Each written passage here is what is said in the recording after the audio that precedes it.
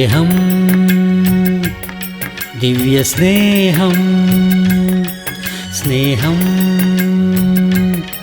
ദിവ്യസ്നേഹം. ഈ ഒരു കപ്പലിൽ നോഹയല്ല ഉള്ളത്, പൗലോസാണുള്ളത്. പൗലോസ് ഇവിടെ സുവിശേഷകനായിട്ടല്ല പോകുന്നത്, ദൈവദാസനായിട്ടല്ല പോകുന്നത്, ദൈവപുരുഷനായിട്ട് പോവുകയല്ല ചെയ്യുന്നത്.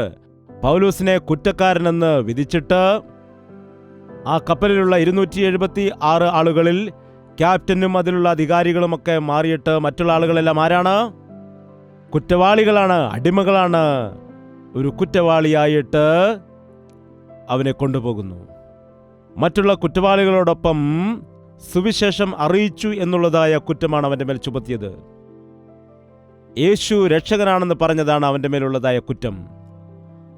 ആ വിഷയത്തിൻ്റെ മേൽ അവനെ കുറ്റം ചുമത്തി കൊണ്ടുപോകുന്നു. എല്ലാവരും ചേർന്ന് പോവുകയാണ്. ഇടയ്ക്കെന്തു പറ്റി? 4-ാം വാക്യം, അവിടെ നിന്ന് ഞങ്ങൾ നീക്കി കാറ്റ് പ്രതികൂലമാകിയാൽ കുപ്രോസ് ദ്വീപിന്റെ മറപറ്റി ഓടി. ഇത് പ്രതികൂല കാറ്റാണ്. ദൈവത്തിന്റെ രാജ്യത്തിനു വേണ്ടി മുൻപോട്ട് പോകുവാൻ ആഗ്രഹിക്കുമ്പോൾ പല ആളുകളും പിന്മാറിപ്പോകുന്നു. അതിന് കാരണം എന്താണ്? ഏതു കാറ്റാണ് വീശിയത്? പ്രതികൂലം. ഞാൻ പ്രാർത്ഥിക്കാനിരിക്കുമ്പോൾ എൻ്റെ വീട്ടുകാരനത് സമ്മതിക്കുന്നില്ല. ദൈവവേലയ്ക്ക് ഇറങ്ങുവാൻ വേണ്ടി എൻ്റെ മാതാപിതാക്കൾ സമ്മതിക്കുന്നില്ല. ദൈവത്തെ ആരാധിക്കാൻ പോകാൻ വിചാരിച്ചപ്പോൾ എനിക്ക് ഇന്ന പ്രശ്നമുണ്ടായി, എൻ്റെ ഓഫീസിൽ ഇന്ന പ്രശ്നം ഉണ്ടായി, മഴയുണ്ടായി, അങ്ങനെ ഒരുപാട് കാര്യങ്ങളുണ്ട്. കൊടുങ്കാറ്റടിക്കുമ്പോൾ നിങ്ങൾ നടന്നു പോയിട്ടുണ്ടോ? വെളിയിലിറങ്ങിയിട്ടുണ്ടോ? എൻ്റെ ജീവിതത്തിൽ അത് പലപ്പോഴും സംഭവിച്ചിട്ടുള്ളതാണ്. സൈക്കിളും കൊണ്ട് പോകുമ്പോൾ കാറ്റടിച്ചു. മുൻപോട്ട് പോകുമ്പോൾ പിറകോട്ട് ആ കാറ്റിൻ്റെ ശക്തിയാൽ മാറി മാറി പോവുകയാണ്. മുൻപോട്ട് പോകാൻ കഴിയുന്നില്ല. ക്രിസ്തീയ ജീവിതത്തിൽ ഒരു ഭക്തന്റെ ജീവിതത്തിന്റെ മേൽ പിശാചു കൊണ്ടുവരുന്ന ആദ്യത്തെ തടസ്സം എന്താണെന്ന് അറിയാമോ? നിന്നെ മുൻപോട്ട് വിടാതെ പ്രതികൂലം കൊണ്ടുവരും. ചിലർ സംസാരിക്കുന്ന വാക്കുകൾ കേട്ടാൽ അത് കാറ്റിനേക്കാൾ വലിയ ശക്തിയുള്ളതാണ്. ഞാൻ ചെയ്തോളാം, മിണ്ടാതിരിക്ക് എന്ന് പറയുകയാണെങ്കിൽ എന്താണ്? മനുഷ്യന്റെ നിരാശയുടെ വാക്കുകൾ, നമ്മൾ നേരിടുന്നതായ പരിസ്ഥിതികൾ നമ്മെ പലപ്പോഴും പിൻപോട്ട് മാറ്റാറുണ്ട്. ക്രിസ്തീയ ജീവിതത്തിൽ പ്രതികൂലക്കാറ്റിനെ ഭയപ്പെടരുത്, അതിനെ നേരിടണം. എൻ്റെ കർത്താവ് എൻ്റെ കൂടെയുണ്ട്, അവൻ എൻ്റെ പക്ഷത്ത് യുദ്ധം ചെയ്യുന്ന ദൈവമാണെന്ന് പാട്ടുകാരൻ പറയുന്നു. ദാവീദ് ഗോലിയാത്തിനെ എതിർക്കാൻ ചെന്നപ്പോൾ എത്രയോ തടസ്സങ്ങൾ ഉണ്ടായെന്ന് നിങ്ങൾക്കറിയാമോ? സഹോദരർ കോപിച്ചു, രാജാവ് നിരുത്സാഹപ്പെടുത്തി, ചിലരവനെ നിന്ദിച്ചു, ഗോലിയാത്ത് വെല്ലുവിളിച്ചു. എന്നാൽ അവൻ ആരെയും ഭയക്കാതെ നേരെ മുമ്പോട്ട് പോയി. ഒറ്റയടിക്ക് അജാനുബാഹുവായ ഗോലിയാത്തിനെ അവൻ താഴെയിട്ടു. നിന്റെ ജീവിതത്തിൽ ഇതുപോലെ ഏതെങ്കിലും ഒരു പ്രതികൂലത്തെ നീ നേരിടുന്നതായ അവസ്ഥയാണോ? ദൈവത്തിന് വേണ്ടി ജീവിക്കണമെന്ന് ആഗ്രഹമുണ്ട്, എന്നാൽ എൻ്റെ ജീവിതത്തിൽ ഇങ്ങനെയൊരു തടസ്സമുണ്ട് എന്ന് പറയുന്ന വ്യക്തിയാണോ നിങ്ങൾ? ഈ ദിവസം ക്രിസ്തീയ സഭയിലുള്ളതായ സകല ആളുകളും വചനപ്രകാരമുള്ളതായ ദൈവഹിത പ്രകാരം അവർക്ക് ഭക്തിയിൽ പോകാൻ കഴിയാത്തതിന് കാരണം, ഭവനത്തിൽ ആകസ്മികമായിട്ട് മരണം സംഭവിച്ചാൽ അല്ലെങ്കിൽ എന്തൊരു ആപത്തോ അനർത്ഥമോ സംഭവിച്ചാൽ അവരുടെ ജീവിതത്തിൽ അത് നേടുവാൻ കഴിയാതെ മുൻപോട്ട് കഴിയാൻ പോകാത്ത അവസ്ഥയിൽ പോകുന്ന അനേകരുണ്ട്. കപ്പലിൽ പോകുന്ന സമയത്ത് പ്രതികൂല കാറ്റ് അവർക്കെതിരായിട്ട് വരുവാനിടയായി. അപ്പോൾ ആ കാറ്റിൽപ്പെട്ട് ഒരുപാട് കഷ്ടപ്പെട്ട് ബുദ്ധിമുട്ടോടുകൂടി ശുഭതുറമുഖം എന്ന് പേരുള്ള ഒരു സ്ഥലത്ത് എത്തിച്ചേർന്നു. എന്താണ് ദൈവദാസ, നിങ്ങൾ എപ്പോൾ നോക്കിയാലും ദൈവത്തിന് വേണ്ടി കഷ്ടപ്പെടണം, ബുദ്ധിമുട്ട് അനുഭവിക്കണം, ഇത് മാത്രമാണ് അങ്ങ് പറയുന്നത്. ശുഭതുറമുഖവുമുണ്ട്, നല്ല കാര്യങ്ങളുമുണ്ട് എന്ന് പറഞ്ഞ നല്ല അനുഗ്രഹങ്ങളും നല്ല ദിവസങ്ങളും നമ്മുടെ ജീവിതത്തിലുണ്ട്. യേശുവിനോട് കൂടെ എപ്പോഴും കഷ്ടതയല്ല, സുഖമുണ്ട്, സന്തോഷമുണ്ട്.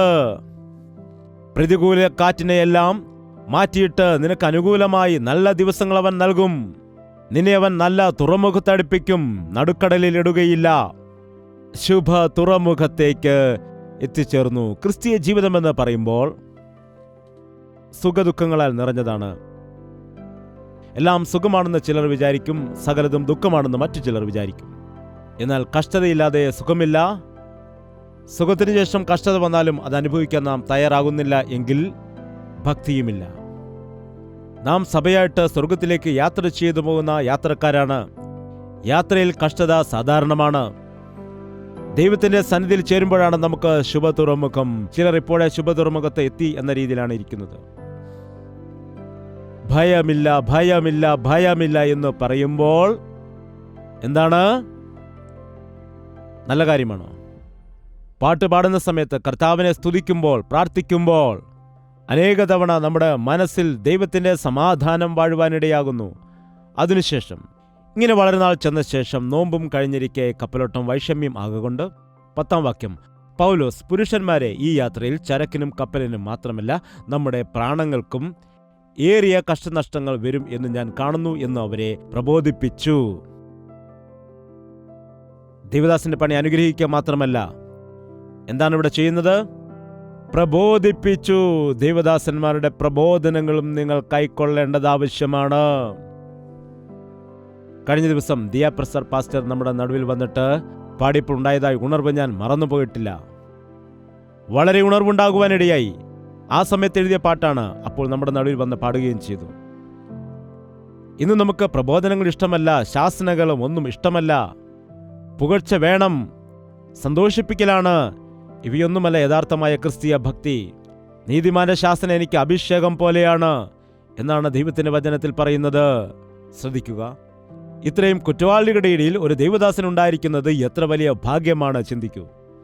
എല്ലാവരും അവരവർ ചെയ്ത കുറ്റകൃത്യങ്ങൾക്കനുസരിച്ച് കാരാഗൃഹത്തിൽ അടയ്ക്കപ്പെടാൻ പോവുകയാണ്.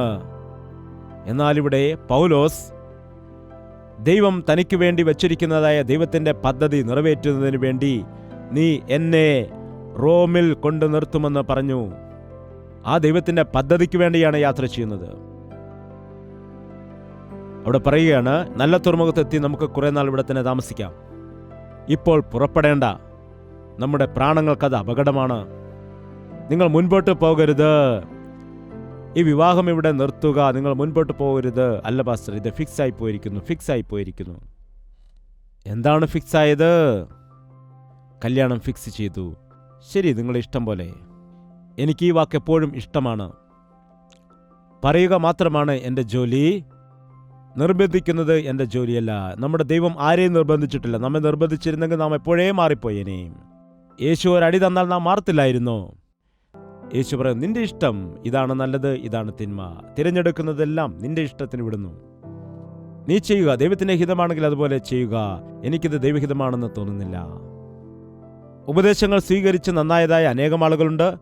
ചില വ്യക്തികളുണ്ട് ഉപദേശം അംഗീകരിക്കാതെ നഷ്ടം സംഭവിച്ച് വീണ്ടും പോയി ക്രമീകരിച്ചിട്ട് നന്നായ ആളുകളുമുണ്ട്. നിങ്ങൾ ഒരിക്കലും ദൈവദാസന്റെ വാക്കുകളെ ഉപേക്ഷയായി വിചാരിക്കരുത്. ദൈവദാസൻ ഞാൻ മാത്രമാണെന്ന് പറയുന്നില്ല. ദൈവത്തിന്റെ വചനത്തിന്റെ ഉപദേശങ്ങളെ ഒരിക്കലും തള്ളിക്കളയരുത്. മനസ്സാക്ഷിയുടെ ഉപദേശങ്ങൾ തള്ളിക്കളയരുത്. അത് ശ്രദ്ധിക്കണം. പൗലോസ് മുന്നറിയിപ്പ് കൊടുത്തു, അവരത് ചെവിക്കൊണ്ടില്ല. എന്താണ് നോക്കൂ, 12-ാം വാക്യം, ആ തുറമുഖം ശീതകാലം കഴിപ്പാൻ തക്കതല്ലായികയാൽ അവിടെ നിന്നും നീക്കി തെക്കു പടിഞ്ഞാറും വടക്കു പടിഞ്ഞാറും തുറന്നു കിടക്കുന്ന ഫൊയ്നീക്യ എന്ന ക്രേത്ത തുറമുഖത്ത് കഴിവുണ്ടെങ്കിൽ ചെന്ന് ശീതകാലം കഴിക്കണം എന്ന് മിക്ക പേരും ആലോചന പറഞ്ഞു. തെക്കൻ കാറ്റ് മന്ദമായി ഊതുകയാൽ കാര്യം സാധിച്ചു എന്ന് തോന്നി. അവർ അവിടെ നിന്ന് നങ്കൂരമെടുത്ത് ക്രേത്ത ദ്വീപിന്റെ മറപറ്റി ഓടി. തങ്ങളുടെ താല്പര്യം സാധിച്ചു എന്നവർക്ക് തോന്നി. അതാണ്, സാഹചര്യം അനുകൂലമായിരിക്കുന്നു. എന്താണ് അവർ പറഞ്ഞത്? ശീതകാലം ഇവിടെ കഴിക്കുവാൻ പാടില്ല, അതുകൊണ്ട് അവർ മാറിപ്പോവുകയാണ്. എന്നാൽ യഥാർത്ഥത്തിൽ സ്വാഭാവികമായിട്ടും സെപ്റ്റംബർ മുതൽ ഡിസംബർ വരെയുള്ളതായ കാലത്ത് ഈ ഏരിയയിൽ വലിയ കൊടുങ്കാറ്റുകൾ അടിക്കുന്നതായ സമയമാണ്. ഇത് കാലഘട്ടം, ഇത് AD 59 ക്രിസ്തുവിന് ശേഷം 59-ാമത്തെ വർഷത്തിൽ നടന്നതായ സംഭവമാണിത്. ഇത് ഒക്ടോബർ മാസത്തിൽ നടന്ന സംഭവമാണെന്നും റെക്കോർഡുണ്ട്. കാരണം ഇത് ഭരണാധിപന്മാരുടെ അനുവാദപ്രകാരം പോകുന്നത് കൊണ്ട് അതിൻ്റെ റെക്കോർഡുകളെല്ലാം ഉണ്ട്. കാലാവസ്ഥ ശരിയല്ല, അവസ്ഥയും ശരിയല്ല. നാം ഇവിടെ ശുഭതുറമുഖത്തായിരിക്കുന്നു, ഇവിടെ കുറേ നാൾ നമുക്ക് കഴിക്കാമെന്ന് പറഞ്ഞപ്പോൾ അത് ഉൾക്കൊള്ളാതെ ഇവിടെ കൂടുതൽ തണുപ്പാണ്, മറ്റൊരു ദേശത്തേക്ക് നമുക്ക് പോകാമെന്ന് പറഞ്ഞ കൂടുതൽ പേരും, അതായത് വോട്ടിംഗ് എന്നാണ് പറയുന്നത്, ഭൂരിപക്ഷ അഭിപ്രായം. വോട്ടിംഗ് നല്ലതാണോ? എന്താണ് ചിലർ പറയുന്നത്? നമുക്ക് ചീട്ടിട്ട് നോക്കാമെന്ന്. അയ്യോ, വോട്ട് ചെയ്തിട്ട് തിരഞ്ഞെടുത്ത രാഷ്ട്രീയക്കാരെ നോക്കൂ ഇപ്പോൾ എങ്ങനെയാണ്, ആ വോട്ട് ചെയ്യുന്ന രീതിയും എങ്ങനെയാണ്. ദൈവഹിതം മനസ്സിലാക്കുന്നതിന് വേണ്ടി ഭൂരിപക്ഷത്തിന്റെ അഭിപ്രായമില്ല. മനുഷ്യരുടെ ഭൂരിപക്ഷം പറയുന്നത് എപ്പോഴും ശരിയാവുകയില്ല. 100,000 ആളുകൾ ചേർന്ന് പറയുകയാണ് കുറുക്കന് 3 കാലുകൾ മാത്രമേ ഉള്ളൂ എന്ന്. അതിന് എത്ര കാലുകളുണ്ട്? 3 ആണെന്ന് 100,000 ആളുകൾ പറയുന്നെന്ന് വിചാരിക്കുക. അല്ലെങ്കിൽ 10,000,000 ആളുകൾ അങ്ങനെ പറയുന്നു. അതിന് എത്ര കാലുകളുണ്ട്? നീ ഒരാൾ മാത്രം 4 കാലെന്ന് പറയുമ്പോൾ മറ്റുള്ള ആളുകൾ നിന്നെ അംഗീകരിക്കുമോ? നീയാണ് പറഞ്ഞത് ശരിയെന്ന് അവർ പറയുമോ? എല്ലാവരും അങ്ങനെ ചെയ്യുന്നു, എല്ലാവരും അങ്ങനെ പറയുന്നു, എല്ലാവരും അങ്ങനെ ചിന്തിക്കുന്നു, അതുകൊണ്ടാണ് ഞാനും ചെയ്യുന്നത്. ആര് പറഞ്ഞു വേണ്ട എന്ന്? നീയും എല്ലാവരോടൊപ്പം മുങ്ങിപ്പോകുക. എല്ലാവരും പറയുന്നത് ചെയ്യരുത്. ആര് പറഞ്ഞത് ചെയ്യണം? യേശു പറഞ്ഞത് ചെയ്യണം. മറ്റുള്ളവർ പറയുന്നതല്ല നാം ചെയ്യേണ്ടത്. യേശുവിന്റെ പൈതലായതിനു ശേഷം ദൈവം പറയുന്നത് നീ ചെയ്യണം. ദൈവത്തിന്റെ വചനത്തിന് വിരോധമായിട്ട് ഒരു നല്ല പ്രസംഗകൻ ഉപദേശിച്ചാലും അത് തെറ്റല്ലാതെ ഒരിക്കലും അത് ശരി ആകില്ല. കാറ്റ് മന്ദമായി അടിക്കുമ്പോൾ നോക്ക്, ദൈവമാണ് നമുക്ക് കാറ്റടിപ്പിക്കുന്നത്. ചില ആളുകൾ ഇങ്ങനെ ലക്ഷണങ്ങൾ പറയാറുണ്ട്. നമ്മൾ സംസാരിച്ചു കൊണ്ടിരിക്കുന്ന സമയത്ത് പെട്ടെന്ന് ലൈറ്റ് കത്തിയെന്ന് വിചാരിക്കുക. നോക്ക്, ദൈവം നമ്മെ അനുഗ്രഹിച്ചിരിക്കുന്നു. പെട്ടെന്ന് അനുകൂലമായ എന്തെങ്കിലും കാര്യം സംഭവിക്കുമ്പോൾ നാം പറയും, അതാ ദൈവമാണ് ചെയ്തത്. ദൈവം ചെയ്തതാണോ പിശാച് ചെയ്തതാണോ? ആർക്കറിയാൻ കഴിയും? എന്താണ് ലക്ഷണങ്ങൾ നോക്കുക. ഇവയൊന്നും ബൈബിളിൽ പറയുന്നതായ കാര്യം അല്ല. ഭാഗ്യം കൊണ്ടാണ് സംഭവിച്ചതെന്ന് പറയരുത്. അത് ഭാഗ്യം കൊണ്ടല്ല, അത് ദൈവത്തിന്റെ കൃപയാണ്. ഭാഗ്യം, നിർഭാഗ്യം എന്നുള്ളതായ വാക്കുകൾ നമുക്ക് ഇല്ല. അതോർക്കണം. ഭാഗ്യമാണ്, അല്ലെങ്കിൽ നമ്മുടെ സമയം ശരിയായതുകൊണ്ടാണ് അങ്ങനെയുള്ളതായ കാലം നോക്കുന്ന അനേകം ആളുകളും ഇന്നുമുണ്ട്. ദൈവം അനുഗ്രഹിച്ചാൽ അത് നടുക്കടലിലാണെങ്കിലും അനുഗ്രഹമാണ്, അത് കൊടുങ്കാറ്റിന്റെ നടുവിലാണെങ്കിലും അനുഗ്രഹമാണ്. എന്നാൽ ദൈവഹിതമല്ല എങ്കിൽ നിനക്കെല്ലാം അനുകൂലമായിട്ട് തോന്നിയെങ്കിലും അത് അനുകൂലമാകില്ല. അവർ അനുകൂലമെന്ന് വിചാരിച്ചു, എല്ലാവരും പറയുന്നു കാലാവസ്ഥ അനുകൂലമായി എന്ന് പറഞ്ഞ് പുറപ്പെടുവാനിടയായി. നോക്കുക, തെക്കൻ കാറ്റ് മന്ദമായി ഒതുകിയാൽ താൽപ്പര്യം സാധിച്ചു എന്ന് തോന്നി അവർ അവിടെ നിന്ന് നങ്കൂരമെടുത്ത് ക്രേത്ത ദ്വീപിന്റെ മറപറ്റി ഓടി. കുറെ കഴിഞ്ഞിട്ട് അതിന് വിരോധമായിട്ട് ഈശാനുമൂലൻ എന്ന കൊടുങ്കാറ്റ് അടിച്ചു. കാലാവസ്ഥ അനുകൂലമെന്ന് പറഞ്ഞ് പുറപ്പെട്ടപ്പോൾ ഈശാനുമൂലൻ അടിച്ചു. നല്ല ദ്വീപ് വിട്ട് പുറപ്പെട്ടപ്പോൾ വീണ്ടും കടലിൽ വന്ന് കുടുങ്ങിയിരിക്കുന്നു. ദേവദാസൻ പറഞ്ഞതവർ അനുസരിച്ചില്ല. ഞങ്ങൾക്കറിയാം, രാത്രി മുഴുവൻ ഞങ്ങൾ കഷ്ടപ്പെട്ടു. ഞങ്ങൾക്കറിയാം മീൻ എവിടെ നിന്നാണ് പിടിക്കേണ്ടതെന്ന്. ഞാൻ ഒരുപാട് കാലം പരിചയമുള്ളതായ മീൻപിടുത്തക്കാരനാണ്. എനിക്കറിയാം എവിടെ നിന്ന് കിട്ടുമെന്ന്. വീണ്ടും അവിടെ തന്നെ പിടിക്കാൻ പറയുന്നു. എങ്കിലും ശരി, എനിക്കറിയാം, എങ്കിലും നീ പറഞ്ഞതുകൊണ്ട് ഞാൻ വലയിറക്കാമെന്ന് പറയുന്നു. അപ്പോഴെന്താണ് സംഭവിച്ചത്? പെട്ടെന്നവൻ ഭയപ്പെട്ടിട്ട് ഞാൻ പാപിയായ മനുഷ്യനാകുന്നു, എത്ര വലിയ അതിശയമാണ് ദൈവം ചെയ്തത് എന്ന് പറഞ്ഞ് തന്റെ ജീവിതത്തെ സമർപ്പിച്ചു. ദൈവത്തിന്റെ വാക്ക് നാം കേട്ടാതിരുന്നാൽ അനുഗ്രഹമല്ല, ശാപമായിരിക്കും നമുക്കുണ്ടാകുന്നത്. ഈശാനുമൂലൻ എന്ന കൊടുങ്കാറ്റടിച്ചു. കപ്പൽ കാറ്റിന്റെ നേരെ നിൽപ്പാൻ കഴിയാതെ വണ്ണം കുടുങ്ങുകയാൽ ഞങ്ങൾ കൈവിട്ട് അങ്ങനെ പാറിപ്പോയി. ഈശാനുമൂലൻ എന്ന കാറ്റ് എന്ന് പറയുമ്പോൾ എന്താണ്? ചുഴലിക്കാറ്റ് വേറെയാണ്, ഈശാനുമൂലൻ വേറെയാണ്. ഈശാനുമൂലൻ എന്ന് പറയുമ്പോൾ ഡ്രൂന്ന് ഒരു വശത്തടിക്കും, പിന്നെ ഡ്രൂന്ന് ഇങ്ങോട്ടടിക്കും, ഡ്രൂന്ന് ആ വശത്തോട്ട്, അങ്ങോട്ടും ഇങ്ങോട്ടും കാറ്റടിക്കും. മനസ്സിലായോ? ഈശാനുമൂലൻ അടിക്കുമ്പോൾ ആദ്യം ഒരു വശത്തു നിന്ന് കാറ്റടിക്കുന്നതായിട്ട് തോന്നും. കുറച്ച് കഴിഞ്ഞിട്ട് അപ്പുറത്തു നിന്ന് ഇങ്ങോട്ടടിക്കും, ഇവിടെ നിന്നും അങ്ങോട്ടും, അങ്ങനെ 4 ദിക്കുകൾ മാറി മാറി കാറ്റടിക്കുന്ന അവസ്ഥയാണ്. കാലാവസ്ഥ പ്രതികൂലമായിരിക്കുന്നു, അവരുടെ കയ്യിൽ നിൽക്കുന്നില്ല. ചുഴലിക്കാറ്റ് എങ്ങനെ അടിക്കുന്നു പറയാൻ കഴിയുന്നില്ല. കാറ്റിനെയും കടലിനെയും ശാസിക്കുവാനുള്ളതായ ശക്തി ദൈവത്തിന് മാത്രമേ ഉള്ളൂ. ഒരു മനുഷ്യനും അതിനുള്ള ശക്തി ഇല്ല. ഇവിടെ കൊടുങ്കാറ്റിൽ അകപ്പെട്ടു പോയി. ഈശാനുമൂലൻ എന്ന കൊടുങ്കാറ്റിൽ അകപ്പെട്ട് മുൻപോട്ടും പിൻപോട്ടും പോകുവാൻ കഴിയാതെ കുടുങ്ങിക്കിടക്കുന്നു. ഞാൻ അങ്ങനെ പറഞ്ഞാൽ അവർക്ക് കോപം, ഇങ്ങനെ പറഞ്ഞാൽ ഇവർക്ക് കോപം, അത് ചെയ്യുവാൻ പാടില്ല, ഇത് ചെയ്യുവാൻ പാടില്ല, സ്വാതന്ത്ര്യം നഷ്ടപ്പെട്ടിരിക്കുന്നു എന്ന് കുടുങ്ങിയിരിക്കുന്നതായ അവസ്ഥയിലാകുന്നു. ദൈവഹിതത്തിന് വെളിയിൽ പോകുന്നതായ ആളുകൾ ഇതുപോലെയുള്ള പോരാട്ടത്തിൽപ്പെടും. ഒരു ദൈവദാസൻ ആത്മാർത്ഥതയോടെ സഭയെ ശാസിക്കണം, എങ്കിലേ ആത്മാർത്ഥതയാകുകയുള്ളൂ. ശാസിച്ചില്ല എങ്കിൽ ഉറങ്ങിപ്പോകുമെന്നാണോ? ശാസിച്ചില്ലെങ്കിൽ പിന്നെ മനസ്സാക്ഷിക്ക് കുത്താണ്. അതിൻ്റെ ആവശ്യമുണ്ടോ? ഒരടി കൊടുത്തിട്ട് പിന്നെ വേദനിച്ചുവോ എന്ന് ചോദിക്കണം. വീണ്ടും ഒരടി കൊടുത്തിട്ട് വേദനിച്ചുവോ എന്ന് ചോദിക്കണം. ചിലർക്ക് ഇതൊരു ശീലമായിരിക്കുന്നു, ആശ്വാസം ലഭിക്കുമെന്ന് പറഞ്ഞ്. ചിലർ പറയും എന്നെ തല്ലുക എന്ന് പറയാനിടയാകും. നാട്ടിൽ പലരും ഇങ്ങനെ ചെയ്യാറുണ്ട്. വേദനിക്കില്ല, ഇങ്ങനെ വെറുതെ കാണിക്കത്തേ ഉള്ളൂ. വെറുതെ തലയിൽ മുട്ടത്ത് പോലുമില്ല, ഇങ്ങനെ കാണിക്കും. എന്താണ്? തെറ്റുകളെ തെറ്റ് തിരുത്താം. കൊടുങ്കാറ്റിൽ അകപ്പെട്ടുപോയി, ഈശാനുമൂലനിൽ അകപ്പെട്ടുപോയി, കുടുങ്ങിക്കിടക്കുന്നു. അനേകരുടെ ജീവിതം അങ്ങനെ തകിടം മറിയുകയാണ്. ഇന്ന് അനേകം വിശ്വാസികളുടെ ജീവിതങ്ങൾ, ദൈവദാസന്മാരുടെ ജീവിതങ്ങൾ അലങ്കോലമായി പോകുന്നു. എന്തു ചെയ്യണമെന്ന്, എന്ത് തീരുമാനമെടുക്കണമെന്ന് അവർക്ക് അറിയുവാൻ കഴിയാത്ത അവസ്ഥയിലാണ്. ദൈവഹിതത്തിന് വെളിയിൽ പോകുമ്പോഴെല്ലാം നാം കുടുങ്ങിപ്പോകുവാനിടയാകും. ബൈബിളിൽ നാം നോക്കുമ്പോൾ അനേകം ആളുകൾ, കുടുങ്ങിക്കിടന്ന ആളുകളെക്കുറിച്ച്, അവരുടെ ജീവിത രീതിയെക്കുറിച്ച് കാണുവാനായിട്ട് കഴിയും. ബൈബിളിൽ അങ്ങനെയുള്ള അനേകം ആളുകളെ കാണുവാൻ കഴിയും. നമ്മുടെ വിഷയം അതല്ലല്ലോ. നമുക്ക് മുൻപോട്ട് പോകാം.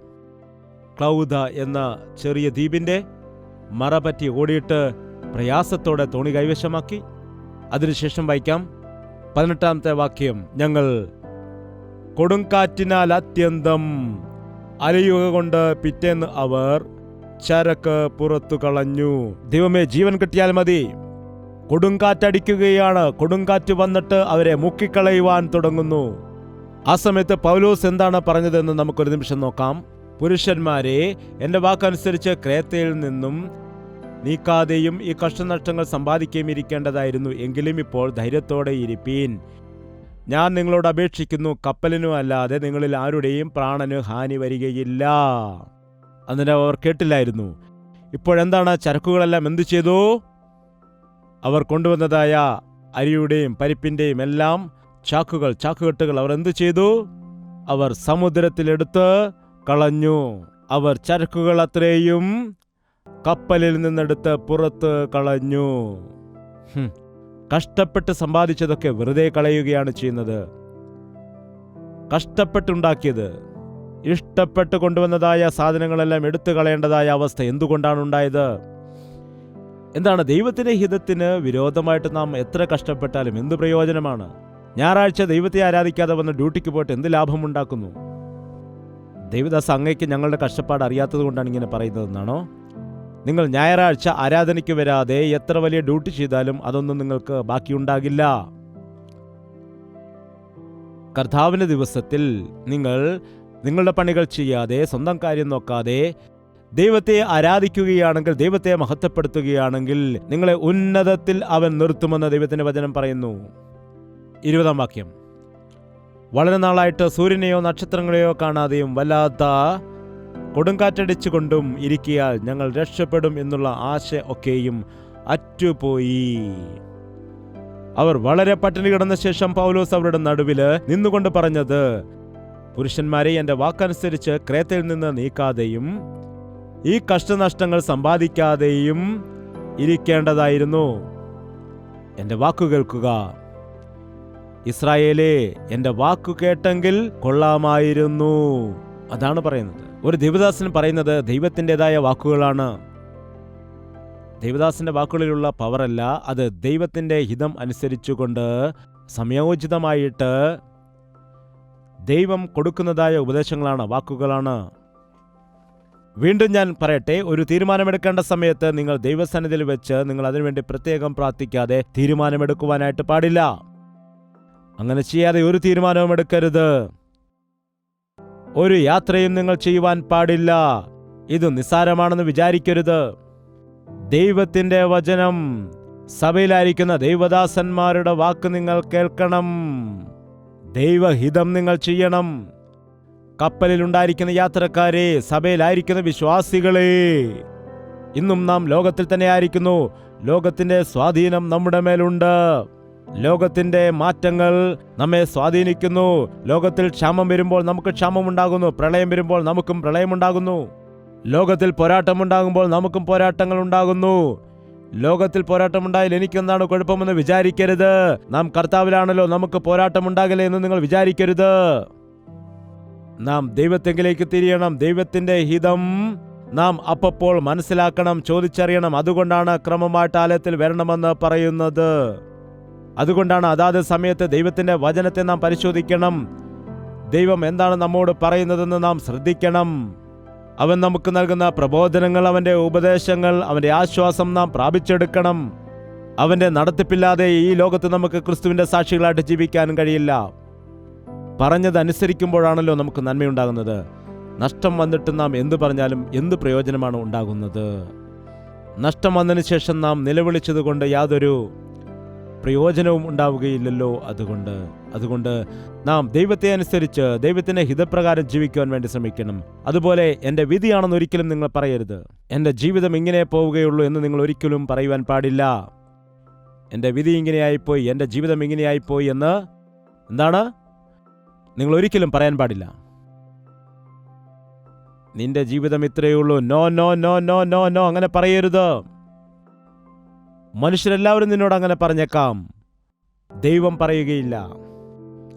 അതുകൊണ്ട് പുരുഷന്മാരെ ധൈര്യത്തോടെ ഇരിപ്പീൻ എന്ന് ദൈവം പറയുന്നു. നിങ്ങൾ ഇപ്പോൾ ധൈര്യത്തോടെ ഇരിപ്പീൻ. ഇനിയെങ്കിലും പഴയ രീതിയിൽ തെറ്റ് ചെയ്യാതിരിക്കാൻ നോക്കുക. ഇനിയെങ്കിലും ദൈവത്തിൽ പൂർണ്ണമായിട്ട് നീ വിശ്വസിക്കുക. ഇനിയെങ്കിലും ദൈവത്തിന്റെ ഹിതം ചെയ്യുക. ഇനിയെങ്കിലും ദൈവത്തിന്റെ ഇഷ്ടമനുസരിച്ച് ജീവിക്കാൻ വേണ്ടി ശ്രമിക്കുക. ഒരു നിമിഷം നമുക്ക് പ്രാർത്ഥിക്കാം.